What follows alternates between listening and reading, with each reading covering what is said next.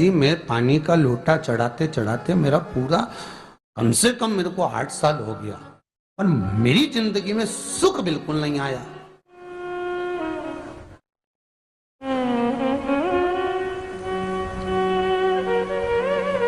हमने कहा तूने कैसे चढ़ाया, वो भी तो सुने। तो क्या कैसे, क्या स्नान करा और मंदिर जाके लोटा चढ़ाया पानी का। अच्छा, अब मैंने कहा तू चुप रहे। उसके पति, यहीं की इसी ऑफिस की बात है, भवानी मंडी से, उसके पति से पूछा, हाँ जी वर्मा जी सही बताओ पत्नी लोटा कैसे चढ़ाई। गुरुजी ना जाने कहां के महाराज के चक्कर में पड़ी, लोटा भर के पानी चढ़ाने जाए, नहाने के बाद बच्चा इतना सा रो रहा, चिल्ला रहा, पर उसको टच तक नहीं करे, किसी चीज के नहीं छुए, और बिल्कुल कोरी की कोरी साड़ी पहने, धुली हुई, पहले ही बाथरूम में टांग के धर दे, उसको कोई छू नहीं सकता, टाविल टच नहीं कर सकता, और ऐसी जाके शंकर जी के फिर लोटा चढ़ाए। मंदिर में अगर किसी ने छू लिया तो वापिस आ जाए, नहाए धोए फिर जाए। मैंने कहा बस अब तो तू ऐसी जिंदगी भर चढ़ाती रहे तो भोलेनाथ आएगा ही।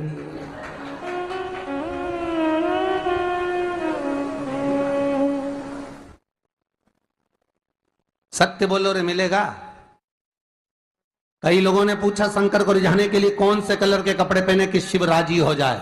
शंकर को पाने के लिए कपड़ा बदलने की जरूरत नहीं होती, शंकर को पाने के लिए कलेजा बदलने की जरूरत होती है, शंकर मिल जाता है। कपड़े से शिव कभी नहीं मिला साहब।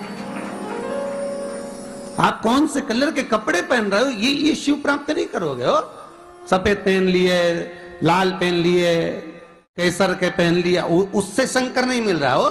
बहुत सारी रुद्राक्ष की माला धारण कर ली, हाथ में भी खूब सारा रुद्राक्ष पहन लिया, यहाँ पर भी पहन लिया, कान में भी रुद्राक्ष धारण कर लिया, जटा पे भी रुद्राक्ष लगा लिया, उससे शिव नहीं मिलने वाला हो। अरे गर्ग संहिता में लिखा है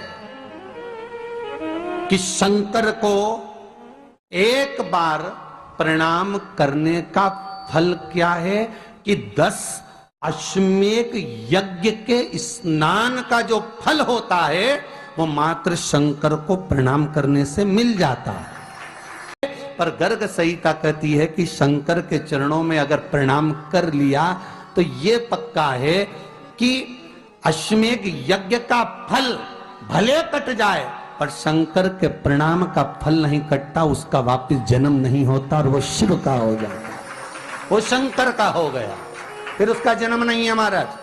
ये फिर नवाने भेज दिया होता। एक सास बेचारी मायके जाना था, मौसी की यहाँ शादी थी, अब उसने बहू से कहा बेटा मेरे को जाना है, अपने घर में छोटे से लड्डू गोपाल, उनकी सेवा है, तू एक काम कर कि तू सेवा कर लेगी क्या। हाँ मम्मी, उसमें क्या है, करना क्या तुम बताओ, बस सुबह से 3 बार ताली बजाना, भगवान को उठाना, पात्र में रख के नहलाना, उनको पोंछना, कपड़े पहना देना, इत्र लगा देना, चंदन लगा देना, मुकुट लगा देना, सुंदर अलकावली सब पिनाने के बाद में भगवान को दर्पण दिखाना, जब भगवान को कांच दिखाए, दर्पण दिखाए, भगवान मुस्कुरा दे तब भगवान को भोग लगा देना। हाँ मम्मी इतना तो मैं करूंगी, और बाद में भगवान को वापिस सुला देना। हाँ इतना सा कर लूंगी। सास बिचारी कह के चली गई। अब बहू सुबह से उठ के 3 बार ताली बजाई, भगवान को उठाया, बिठाया, नहवाया, तैयार कर दिया, तैयार करके जो दर्पण दिखाया तो भगवान तो मुस्कुराया ही नहीं। अब इसको कौन समझाए कि पीतल की मूर्ति कोई हंसे है? पर उसने तो विचार करा कि सास कह के गई भगवान जब मुस्कुरा दे तो उनको भोग लगा देना। अब भगवान तो कोई मुस्कुराए नहीं, ये दर्पण दिखा, इसको लगा कि मेरी सेवा में कोई कमी रह गई, इसने भगवान का कपड़ा वपड़ा वापिस उतारा, इनको वापिस रजाई में सुला दिया। अब भगवान को वापिस रजाई में सुलाया, फिर आ गई, 3 बार फिर ताली बजाई, भगवान को फिर उठाया, फिर बिठाया, बिठाने के बाद में फिर उनको कपड़े वपड़े पहनाकर फिर दर्पण दिखाया, पर भगवान तो मुस्कुराया ही नहीं। ये वापिस इस सेवा में गलती रह गई, वापिस इसने सब कपड़ा उतारा, भगवान को फिर सुला दिया। सुबह 8 बजे से नहवा रही, कपड़े पहना रही और सुला रही। भगवान भी मन में सोचे नहवा रही, खवा तो कछु ना रही।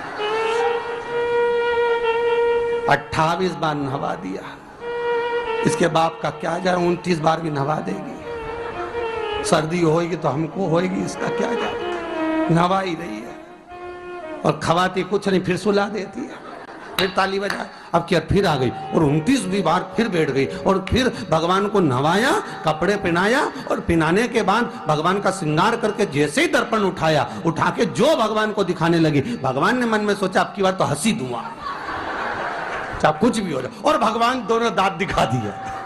जैसे ही भगवान ने दांत दिखाया, इसने दर्पण रखा और जल्दी से भोग लाई, भगवान के जिमाया, भगवान के जिमाया, जिमने के बाद भगवान को फिर वापस सुला दिया। अब ये सुबह से जैसे ही आए तो भगवान पहले ही मुस्कुरा के, क्योंकि भगवान को मालूम है नवाएगी 25 बार का मतलब उससे चंद हंसी दो, हंसने में क्या जाता, तो भगवान पहले से मुस्कुरा के बैठ जाए। अब एक दिन सास आ गई, सास ने कहा बहू अब सेवा मैं कर लूंगी। हाँ मम्मी कर लो। मम्मी सेवा करने बैठी, मम्मी ने भी स्नान कराया, श्रृंगार करा, कपड़े पहनाए, मुकुट लगाया, सब लगाने के बाद जैसे ही सास कांच दिखाने के लिए दर्पण को उठाई, इतने में से मूर्ति में से आवाज आई, दर्पण तो तेरी बहू दिखाएगी, उसको बुला दे, बहुत जोरदार दिखाती, वो दिखा सकती, तू वापिस धर दे दर्पण, तेरे बस का नहीं। भगवान को भी लगा कि भैया सामने अब इसमें कोई दिखावा था क्या? नहीं, प्रेम वात्सल्य था, भगवान भक्ति के बल पर रिश्ता। शिव ये नहीं कह रहा कि तुम वस्तुएं बटोर कर लाओ, शंकर कहता तुम्हारे पास में मिल जाए तो समर्पित कर दो, नहीं मिले धोया, वापिस शिव को चढ़ा दिया, वापिस शंकर को समर्पित कर दिया। शिव स्वीकार करेंगे। 1 महीने तक भी एक बेलपत्र को धोकर शंकर को रोज चढ़ाते रहो तो भी शंकर स्वीकार करेंगे। उसमें भगवान ये नहीं सोचेंगे कि निर्माल्य है, स्वीकार करेंगे।